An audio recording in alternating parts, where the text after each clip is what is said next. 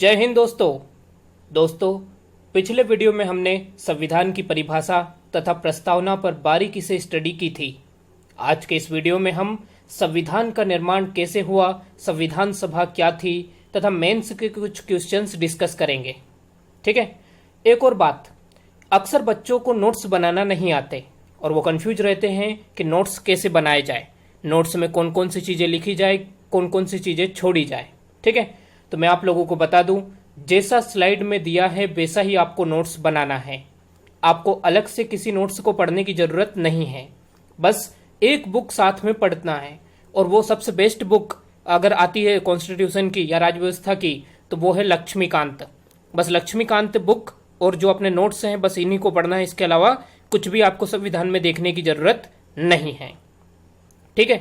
और वैसे आप लोगों से एक शिकायत है, आप लोग वीडियो को लाइक शेयर सब्सक्राइब नहीं कर रहे हो यार। इतनी मेहनत से बना रहा हूं मैं, दोस्तों तक शेयर करो यार इसे। ठीक है। तो आज हम पढ़ते हैं संविधान निर्माण। तो दोस्तों, भारतीय संविधान की अगर शुरुआत हम देखें तो शुरुआत तो 1600 ईस्वी का जो चार्टर था उसी के साथ में भारतीय संविधान की शुरुआत हो चुकी थी। ठीक है। अभी 1600 ईस्वी का चार्टर है क्या? तो दोस्तों, इसी चार्टर से ब्रिटेन की जो रानी थी, रानी एलिजाबेथ प्रथम, उससे परमिशन लेके ईस्ट इंडिया कंपनी भारत के ओर व्यापार करने के लिए बढ़ती है। ठीक है। लेकिन वास्तविक शुरुआत अगर हम देखें भारतीय संविधान की तो वो होती है कैबिनेट मिशन 1946 के साथ। ठीक है। जिसके अंतर्गत संविधान सभा का गठन किया गया, जिसने भारतीय संविधान का निर्माण किया। ओके। तो हम 1600 ईस्वी से लेकर 1946 तक का इतिहास यानी संवैधानिक विकास हम आधुनिक भारत के इतिहास के साथ पढ़ेंगे। जैसा कि आप लोगों को पता है कि हमारी इतिहास की लेक्चर श्रृंखला ऑलरेडी चल रही है। ठीक है। और प्राचीन भारत लगभग खत्म होने वाला है, कुछ वीडियोस और बनाने हैं उस पर, तो आप प्लेलिस्ट में जाकर उन्हें भी देखते रहिएगा। ओके। तो हम बात करते हैं कैबिनेट मिशन 1946 की। तो द्वितीय विश्व युद्ध के उपरांत ब्रिटेन में 1945 में हुए आम चुनाव। ठीक है। इन आम चुनाव में सर क्लीमेंट एटली के नेतृत्व में लेबर पार्टी की उदार दृष्टिकोण वाली सरकार बनी। ठीक है। अब 14 मार्च 1946 को प्रधानमंत्री एटली ने हाउस ऑफ कॉमन्स में यह घोषणा की कि भारतीयों को स्वतंत्र होने का अधिकार है। इसके लिए उन्होंने कैबिनेट मिशन का गठन किया, जिसके सदस्य स्टेफोर्ड क्रिप्स, ये थे व्यापार बोर्ड के अध्यक्ष, लॉर्ड पैथिक लॉरेंस, ये थे भारत सचिव, और एवी अलेक्जेंडर, ये नौसेना मंत्री थे। ठीक है। ये इसके सदस्य थे। मिशन के अध्यक्ष लॉर्ड पैथिक लॉरेंस थे। जैसा कि आप इमेज में देख पा रहे हैं, महात्मा गांधी के साथ सर लॉर्ड पैथिक लॉरेंस यहां पर दिखाई दे रहे हैं। ठीक है। यानी यहां पे क्या होता है कि एटली के नेतृत्व में एक उदारवादी सरकार का गठन हुआ। उन्होंने कहा कि भाई भारतीयों को हम आजाद कर देंगे। लेकिन भाई भारतीयों को आजाद करना कोई हलवा तो था नहीं कि भाई इजीली एकदम बस गए, आजाद कर दिया और वापस आ गए। नहीं। ठीक है। तो उन्होंने क्या किया कि भारतीयों को बोला कि भाई कैबिनेट मिशन को एक गठन किया कि आप भारतीयों को आजाद कैसे करना है स्टेप बाय स्टेप, तो उसका कुछ आप निराकरण करें। तो कैबिनेट मिशन आता है भारत, और भारत आकर यह घोषणा करता है कि भाई भारत में एक संविधान सभा का गठन किया जाए और एक अंतरिम सरकार का गठन किया जाए। ठीक है। उसके बाद में फिर भारत को हम आजाद करेंगे। ओके। आगे बढ़ते हैं हम। अब भाई कैबिनेट मिशन ने क्या क्या अनुशंसाएं दी? तो सबसे पहले संविधान सभा के गठन की बात कही। तो संविधान सभा का गठन कैसे होगा? तो प्रांतीय विधानसभा के सदस्यों द्वारा अप्रत्यक्ष निर्वाचन प्रणाली द्वारा। ठीक है। अप्रत्यक्ष से तात्पर्य है कि भाई जैसे आपने लोकसभा के सदस्य को आप खुद चुनते हैं, लेकिन राज्यसभा के सदस्यों का कभी चुनाव नहीं होता, उनको कभी आपने वोट नहीं दिया होगा।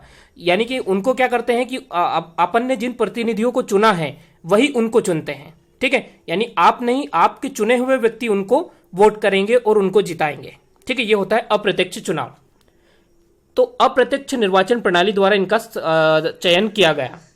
प्रति प्रांत व देशी रियासतों को उनकी जनसंख्या के अनुपात में स्थानों का आवंटन किया जाएगा। सामान्यतः 10 लाख की जनसंख्या पर एक प्रतिनिधि चुना जाएगा। ठीक है। तो यहां पर जो जितने भी प्रांत मतलब राज्य, तो जितने भी प्रांत हैं, और उस समय देसी रियासतों को आपने सुना ही होगा, जूनागढ़ हुई, हैदराबाद हुई, ऐसी बहुत सारी, भोपाल रियासत, बहुत सारी देसी रियासतें थी। तो उनकी जो जनसंख्या है उनके अनुपात में स्थानों का आवंटन किया गया, और मोटे तौर पर या सामान्यतः देखें तो 10 लाख की जनसंख्या पर एक व्यक्ति चुना। ओके। संविधान सभा की कुल सदस्य संख्या 389 निश्चित की गई। यानी कि भाई संविधान सभा जो थी, भाई संविधान सभा यानी संविधान का निर्माण करने वाली सभा। ओके। तो उसमें कुल कितने चुने हुए सदस्य रहेंगे दोस्तों? एक तरीके से आप मान सकते हैं कि भाई संसद में जैसे बहुत सारे विधायक और सांसद बैठते हैं ना, वैसे ये संविधान सभा थी कि भाई एक तरीके से इसमें चुनाव हो रहे हैं और बहुत सारे व्यक्तियों को चुन चुन के वहां पर भेजा जा रहा है। ओके। पर चुनाव उनका अप्रत्यक्ष निर्वाचन प्रणाली के तहत हो रहा है। अपन जो होते हैं वो वर्तमान में संसद को चुनकर भेजते हैं। ओके। तो उसमें कुल सदस्य संख्या 389 निश्चित की गई, जिसमें ब्रिटिश प्रांतों से 292, देसी रियासतों से 93 और कमिश्नरी क्षेत्र, कमिश्नरी मतलब दिल्ली, अजमेर मारवाड़, कुर्ग और ब्रिटिश बलूचिस्तान, जो उस समय पाकिस्तान भी भारत में था तो बलूचिस्तान भी भारत में ही। ओके। तो 4 प्रतिनिधि थे। ठीक है, 389 हो चुके हैं यहाँ पे।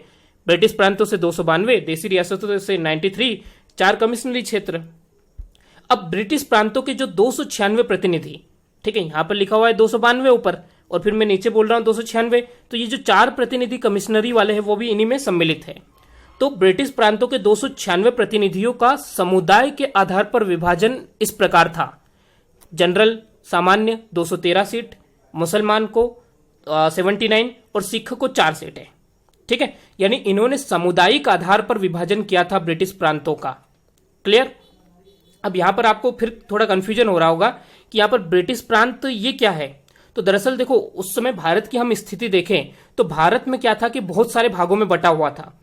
ऐसे भाग थे जिसमें ब्रिटिश शासन प्रत्यक्ष रूप से चल रहा था। ठीक है, वहां पर कोई राजा शासन नहीं कर रहा था। ठीक है, तो वो क्या थी, वो ब्रिटिश प्रांत की, जहां पर ब्रिटेन की जो कंपनी है, या सॉरी कंपनी तो उस समय खत्म हो गई थी, तो जो ब्रिटेन की गवर्नमेंट है वो डायरेक्टली शासन जिन क्षेत्रों पर भारत के कर रही थी वो थे ब्रिटिश प्रांत। और जहां पर देसी रियासतों की बात है तो देसी रियासतें कौन सी थी कि जहां पर राजा अभी ब्रिटेन के अधीन होकर शासन कर रहे थे। ठीक है, तो ये क्या थी, देसी रियासतें थी। तो यहां पर जो ब्रिटिश प्रांत थे उनको 3 भागों में बांटा गया, 213 सामान्य, मुस्लिम 79 और सिख को 4। ठीक है, इनकी समुदाय की जो जनसंख्या थी उसको समुदाय के आधार पर बांटा गया। आगे बढ़ते हम। अब संविधान सभा का गठन। तो जुलाई 1946 में संविधान सभा के लिए चुनाव हुए। ठीक है, पहले तो क्या हुआ कि सारी सीटें वगैरह वगैरह सब निर्धारित कर दी गई कि भाई इतने इतने इतने रहेंगे। ठीक है, और जो समुदाय के आधार पर, जैसे मैं यहां पर एक चीज और बता दूं कि अपन ने यहां पर जैसे देखा कि भाई समुदाय के आधार पर यहां पर चुनाव हो रहे हैं, तो जो जनरल के व्यक्ति हैं वो जनरल के व्यक्ति को ही वोट देंगे, मुसलमान सिर्फ मुसलमान को ही वोट देंगे, सिख सिर्फ सिख को ही चुन के यहाँ पे भेजेंगे। ठीक है, इस प्रकार से था उनका सिस्टम उस समय। अब संविधान सभा का गठन, तो जुलाई 1946 में पहले तो सीटें फिक्स हो गई, उसके बाद चुनाव हुए। चुनाव में 208 सीट मिली किसको, कांग्रेस को, और मुस्लिम लीग जो थी, मुस्लिम लीग को मिली 73 सीट। अब मुस्लिम लीग यहां पर उसकी स्थिति हो गई कमजोर। ठीक है, तो अब उसकी स्थिति कमजोर होने के कारण उसने संविधान सभा का बहिष्कार कर दिया और पाकिस्तान के लिए अलग संविधान सभा का गठन किया। फिर 3 जून 1947 को माउंटबेटन योजना आई। भाई पहले क्या होता है, मुस्लिम लीग जो थी यानी जिन्ना ने क्या किया कि पहले किया कि नहीं, हम जाएंगे नहीं संविधान सभा में, हमको जाना ही नहीं है, हम इसका बहिष्कार करते हैं और पाकिस्तान के लिए अलग से संविधान सभा का गठन करते हैं। ठीक है, लेकिन बाद में इन्होंने देखा कि यार हमारी स्थिति कमजोर है, तो इन्होंने वहां पर शामिल होने की ठानी, बोले हम शामिल होते हैं। इनका उद्देश्य सिर्फ इतना था कि हम वहां पर शामिल होकर इनकी जो गतिविधियां, इनकी जो कार्य प्रणाली है उनमें जाके हस्तक्षेप करेंगे। ठीक है, उनको कहीं ना कहीं अवरोध करेंगे, उनकी कार्यक्रम अच्छे से नहीं चलने देंगे। ठीक है, तो अब क्या हुआ कि जहां पर अवरोध कुछ ज्यादा ही होने लगा, तो फिर 3 जून 1947 को माउंटबेटन योजना प्रस्तुत की गई। इस योजना के बाद में भारत का विभाजन कर दिया गया। ठीक है, भारत और पाकिस्तान का विभाजन हो गया। अब यहां पर फिर क्या होता है कि संविधान सभा का फिर से पुनर्गठन किया गया, क्योंकि विभाजन हुआ तो भारत के कुछ सदस्य कहां पर चले गए, पाकिस्तान में। तो उस वजह से फिर क्या हुआ कि पहले 389 निर्धारित की गई थी संविधान सभा की संख्या, लेकिन अब कितनी रह गई, 299। क्लियर दोस्तों, ये कम कैसे हो गई कि तो भाई भारत और पाकिस्तान का विभाजन हो गया और कुछ जो सीटें हैं वो पाकिस्तान में चली गई। आगे बढ़ते हम। अब संविधान सभा की प्रथम बैठक 9 दिसंबर 1946 को हुई। ठीक है, सच्चिदानंद सिन्हा जो थे, सच्चिदानंद सिन्हा को अस्थायी अध्यक्ष नियुक्त किया गया। फिर 11 दिसंबर 1946 को डॉक्टर राजेंद्र प्रसाद को संविधान सभा के स्थायी अध्यक्ष चुना गया। ये दूसरी बार बैठक हुई। ठीक है। श्री बी.एन. राव को संवैधानिक सलाहकार के पद पर नियुक्त किया गया। यानी संवैधानिक सलाहकार कौन थे, ये अक्सर एग्जाम्स में क्वेश्चन बन जाता है दोस्तों। प्रीलिम्स में ये क्वेश्चन आता है, तो आप लोगों को विशेष तौर पर याद रखना है कि संवैधानिक सलाहकार बी.एन. राव थे। संविधान सभा की प्रथम बैठक 9 दिसंबर 1946 को हुई। संविधान सभा के प्रथम अस्थायी अध्यक्ष कौन थे, तो सच्चिदानंद सिन्हा। यही क्वेश्चन बनेंगे। ओके। फिर 13 दिसंबर को फिर अगली तीसरी बैठक होती है। जवाहरलाल नेहरू ने संविधान सभा में उद्देश्य प्रस्ताव प्रस्तुत किया था। ठीक है। और यह प्रस्ताव संविधान सभा ने 22 जून 1947 को पारित कर दिया और संविधान निर्माण की प्रक्रिया को सरल बनाने के लिए 15 समितियों का गठन किया। ये क्वेश्चन एग्जाम में अक्सर बनेगा। उद्देश्य प्रस्ताव कब प्रस्तुत किया गया, इसको कब पारित किया गया और कितनी समितियों का गठन किया गया था। ओके, आगे बढ़ते हम। तो यहां पर आप लोगों को संविधान की जो प्रमुख समितियां थी उनके नाम भी नजर आ रहे हैं। ठीक है, कि समितियों के क्या नाम थे और उनके अध्यक्षों के नाम। तो ये आपको 15 के 15 याद होना जरूरी है। अक्सर एग्जाम्स में क्वेश्चन बन जाते हैं। जैसे एक बार एग्जाम में ये क्वेश्चन मतलब एग्जामिनर का फेवरेट क्वेश्चन है कि प्रारूप समिति के अध्यक्ष कौन है। ये अक्सर बनता ही रहता है एग्जाम्स में क्वेश्चन। तो ये तो आपको याद होना ही चाहिए कि बी.आर. अम्बेडकर जो थे ये प्रारूप समिति के अध्यक्ष थे। एक और क्वेश्चन मैं आप लोगों को बता दूं कि यहां पर 2 उप समितियां थी। ये भी क्वेश्चन बन जाता है कि 2 उप समितियां कौन कौन सी थी। तो मौलिक अधिकारों संबंधी इसके अध्यक्ष थे कौन थे, जे.बी. कृपलानी और वर्धाचार्य अल्पसंख्यक ये एच.सी. मुखर्जी। ठीक है, ये वर्धाचार्य नहीं आएगा, दरअसल ये गलत यहाँ पे टाइप हो गया है। अल्पसंख्यक उप समिति जिसके अध्यक्ष थे एच.सी. मुखर्जी। ठीक है, वर्धाचार्य नहीं है। वर्धाचार्य तो स्वयं सर्वोच्च न्यायालय समिति जो थे उसके अध्यक्ष थे। ठीक है, ये पटेल साहब भी यहाँ पर गलत हो गया है, इसको थोड़ा आप ध्यान रखिएगा। बस ये 2 जगह, और ये एक मुखर्जी भी यहाँ पे गलती से टाइप हो गया है। ओके, तो इनके जो अध्यक्ष है ये अध्यक्ष अच्छे तौर से आप याद कर लीजिएगा। अक्सर एग्जाम्स में क्वेश्चन बन जाते हैं। ओके, आगे बढ़ते हैं हम। अब दोस्तों संविधान निर्माण की सबसे इंपॉर्टेंट समिति की अगर हम बात करें तो वो थी प्रारूप समिति। ठीक है, प्रारूप समिति बहुत इंपॉर्टेंट है। आप चाहे प्रीलिम्स की तैयारी कर रहे हो या मेंस की, अक्सर इससे क्वेश्चन बन जाते हैं। तो प्रारूप समिति का गठन कब हुआ, तो 29 अगस्त 1947। इसकी सदस्य संख्या कितनी थी, तो 7 सदस्य थे इसके। Doctor B R. अम्बेडकर ये थे अध्यक्ष, N. Gopalaswami Ayyangar, Alladi Krishnaswami Iyer, doctor K M. Munshi, Syed Mohammad Saadulla, N. Madhav Rau. इन्होंने बी.एल. मित्र की जगह ली जिन्होंने स्वास्थ्य कारणों से त्याग पत्र दे दिया था।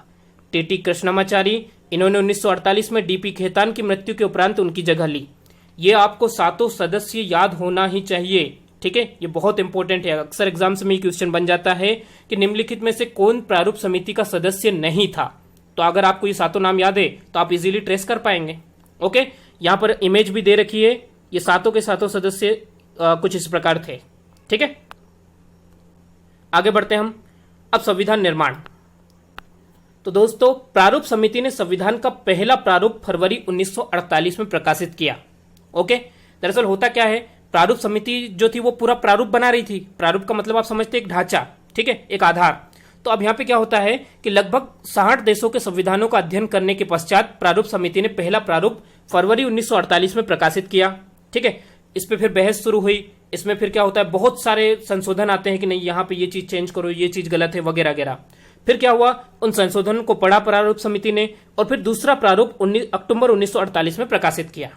ठीक है, संविधान सभा में इस प्रारूप पर 3 वाचन संपन्न हुए। अब प्रथम वाचन कब हुआ, तो प्रथम वाचन 4 नवंबर 1948 से 9 नवंबर 1948 तक चला। कुछ संशोधन इसमें हुए। दूसरा वाचन 15 नवंबर 1948 से 17 अक्टूबर 1949 तक चला। कुछ संशोधन इसमें हुए। तीसरा वाचन 14 से 26 नवंबर 1949 तक चला। ठीक है, फिर यहां पे क्या होता है कि फाइनली यहां पर संविधान का प्रारूप तैयार हो जाता है। फिर 26 नवंबर 1949 को संविधान सभा के अध्यक्ष डॉक्टर राजेंद्र प्रसाद एवं 284 सदस्यों ने संविधान पर हस्ताक्षर कर उसे पारित घोषित कर दिया। ठीक है, अब नागरिकता, निर्वाचन और अंतरिम संसद से संबंधित 15 अनुच्छेद तुरंत प्रदत्त हो गए और शेष संविधान 26 जनवरी 1950 को लागू हुआ। ठीक है दोस्तों, यहां पर क्वेश्चन बन सकते हैं। ये क्वेश्चन बन सकता है कितने वाचन हुए थे, तो 3 वाचन हुए थे। कब कब हुए थे, तो ये सन दिया हुआ है। ठीक है। राजेंद्र प्रसाद और कुल कितने सदस्यों ने संविधान पर हस्ताक्षर किए थे और उसे पारित घोषित किया, तो यहाँ पर 284 इसका आंसर आ जाएगा। नागरिकता, निर्वाचन और अंतरिम संसद से संबंधित 15 अनुच्छेद तुरंत प्रदत्त हो गए थे। शेष संविधान कब लागू हुआ, तो 26 जनवरी 1950 को हमारा संविधान लागू होता है। बनकर तैयार तो 26 नवंबर 1949 को ही हो गया था, लेकिन लागू किया हमने 26 जनवरी 1950 को। क्यों किया ऐसा दोस्तों? बन के जब 26 नवंबर 1949 को ही बन गया था मतलब, तो उसको लागू क्यों नहीं किया?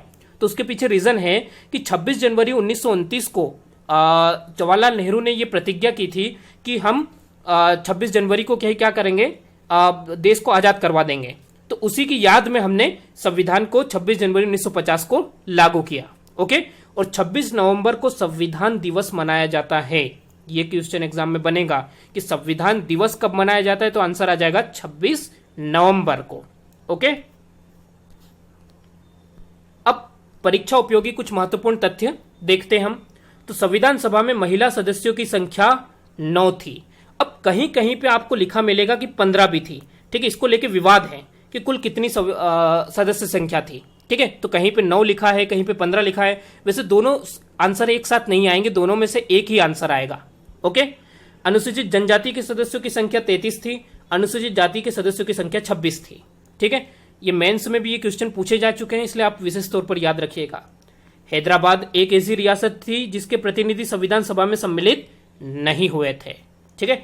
संविधान सभा के सिद्धांत का दर्शन सर्वप्रथम तिलक के निर्देशन में तैयार 1895 के स्वराज विधेयक में होता है।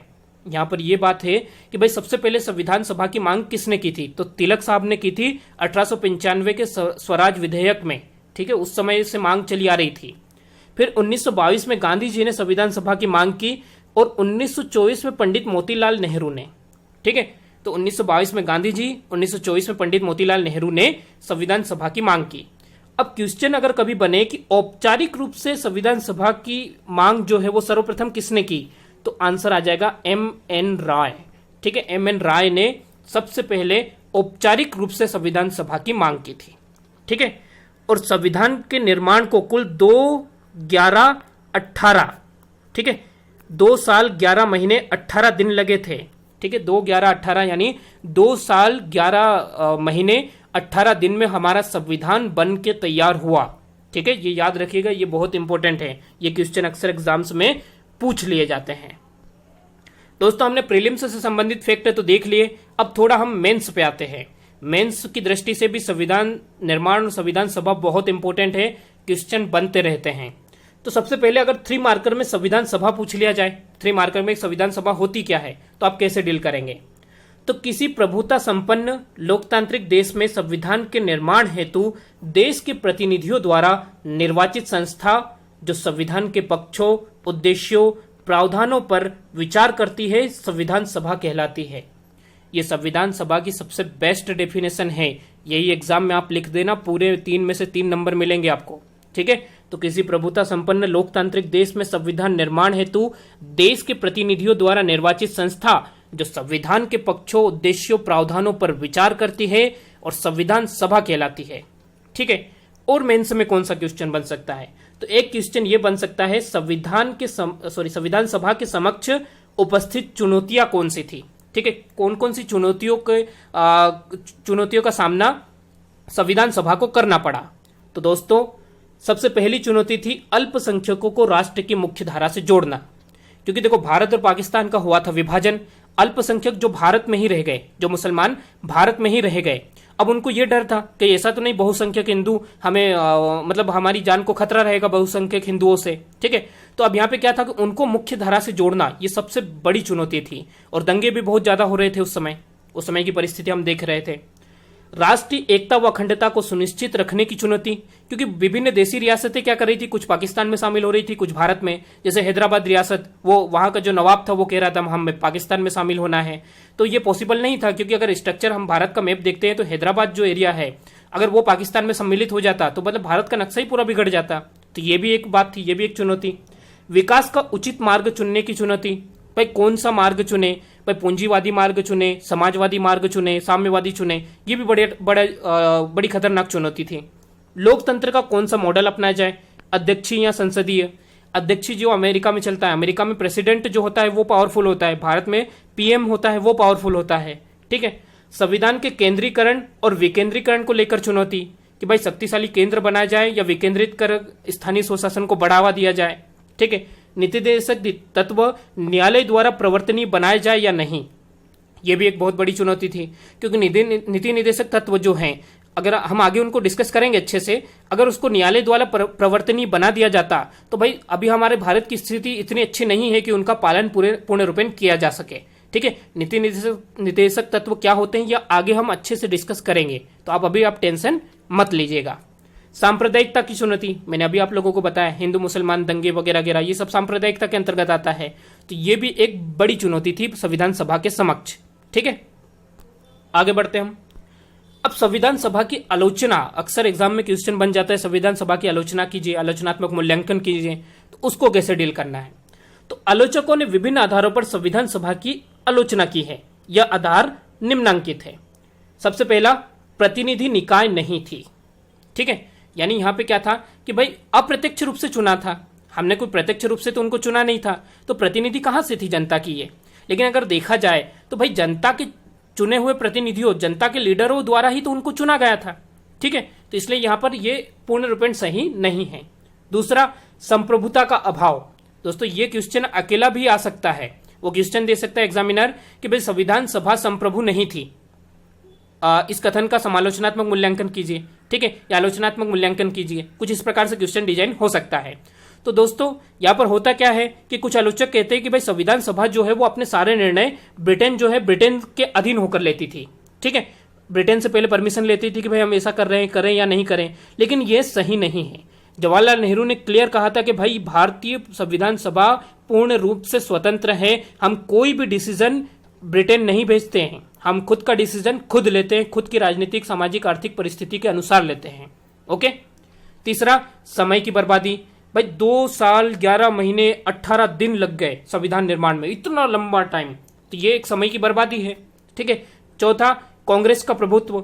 अगर आप देखोगे तो उस समय भाई सबसे पावरफुल पार्टी कौन सी थी, कांग्रेस थी। तो कुछ इतिहासकार कहते हैं कि भाई कांग्रेस का प्रभुत्व था, कांग्रेस ने अपने हिसाब से संविधान डिजाइन किया। लेकिन यह भी तर्क सही नहीं है, क्योंकि प्रारूप समिति जो थे, तो प्रारूप समिति के अध्यक्ष आप लोगों को पता है BR अम्बेडकर साहब हैं। अम्बेडकर साहब घोर विरोधी थे कांग्रेस के। ठीक है। कांग्रेस के सबसे बड़े विरोधी अम्बेडकर साहब थे, और उन्हीं को प्रारूप समिति का अध्यक्ष किसने, जवाहरलाल नेहरू ने नियुक्त किया। तो दोस्तों आप ही सोचिए, अगर कांग्रेस ने अपने हिसाब से संविधान को बनाया होता तो फिर क्या प्रारूप समिति के अध्यक्ष उनके परम शत्रु BR अम्बेडकर साहब को दिया जाता, क्या तो नहीं सौंपा जाता। ठीक है। तो ये भी एक बात है, तो ये भी तर्क बिल्कुल सही नहीं है। वकीलों और राजनीतिज्ञों का प्रभुत्व, हाँ ये भी एक बात है कि भाई BR अम्बेडकर साहब वकील थे, और भी बहुत सारे वकील जो थे संविधान निर्माण में शामिल थे। इस वजह से संविधान की शब्दावली आप देखोगे बहुत ही टफ है। ठीक है। आम व्यक्तियों, यहां तक कि आप लोग ग्रेजुएशन कर चुके हैं लेकिन फिर भी आप उतने अच्छे से संविधान को नहीं समझ पाए हैं। तो आम व्यक्ति, एक किसान, अनपढ़ व्यक्ति तो इन चीजों को समझ ही नहीं पाता कि ये हो क्या रहा है, संप्रभु ये क्या है। ठीक है। संप्रभु अगर आप एक किसान को बताओगे कि भारत एक संप्रभु है, तो वो समझेगा कि अच्छा भारत कोई प्रभु यानी देवता है। ठीक है। तो यहां पर वो कंफ्यूज हो जाएगा। ओके। छठा, हिंदुओं का प्रभुत्व। अगर संविधान सभा में देखेंगे तो मैक्सिमम हिंदू ही दिखते हैं, तो कुछ आलोचक ये भी बात कहते हैं कि भाई हिंदुओं का प्रभुत्व था, लेकिन ये भी एक सही बात नहीं है। वहां पर बहुत अच्छे मौलाना अबुल कलाम आजाद, ठीक है, ऐसे बहुत सारे मुस्लिम सदस्य भी थे। ठीक है। तो ये इन बिंदुओं के अंतर्गत हमें संविधान सभा की आलोचना करना है, लेकिन साथ ही आपको पूर्ण रूपेण आलोचना के बाद में निष्कर्ष में पॉजिटिव निष्कर्ष भी देना है। ठीक है। जैसे मैंने आपको एक एक बिंदु काट के बताया, तो ये आप लोगों को काटना है वहां पर, अगर आपको पूर्ण रूपेण एकदम नेगेटिव आंसर नहीं देना है। ओके। तो दोस्तों यहां तक था आज का वीडियो। अगर वीडियो आप लोगों को पसंद आया तो लाइक, शेयर, सब्सक्राइब जरूर कीजिएगा, और आपको नोट्स बनाते रहना है, ये याद रखिएगा। जैसा इसमें दिया है वैसे ही नोट्स बनाइए आप लोग। ठीक है। और आप लोगों के कुछ क्वेश्चन वगैरह हो तो आप डिस्क्रिप्शन में कमेंट करके आप क्वेश्चन पूछ सकते हैं। ओके। धन्यवाद, मिलते हैं अगले वीडियो में।